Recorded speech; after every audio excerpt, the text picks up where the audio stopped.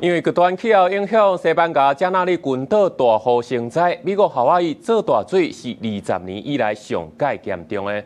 這世界氣象組織就警告講，過去這11年來是咱人歷史以來上界熱的時期，這極端天氣嘛只驚會愈來愈嚴重。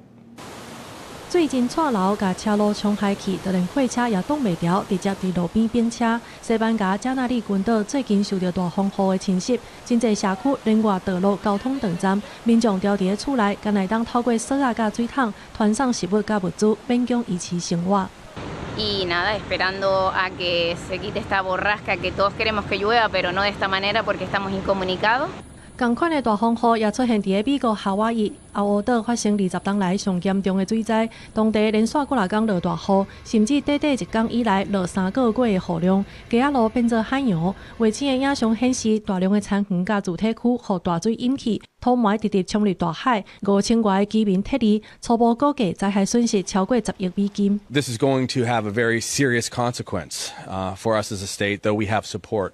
We are now beginning to contemplate the reality that this storm could cost over $1 billion of damage in both the private and public sector.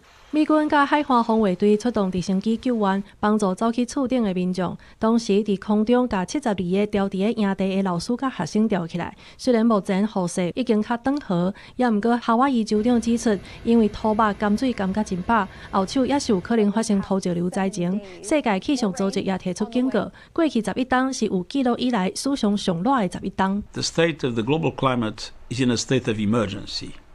Planet Earth is being pushed beyond its limits. Every key climate indicator is flashing red. 極端氣候災難真濟，背後攏是同一個互人不安的真相。2005年，全球平均的溫度比工業化進前閣較加出1.43度，海洋的熱量創下新高紀錄，地球能量無平衡，互全球暖化，引起閣較強烈的風暴甲落雨。聯合國呼籲各國政府愛重視，用行動來減慢天災帶來的衝擊。記者綜合報道。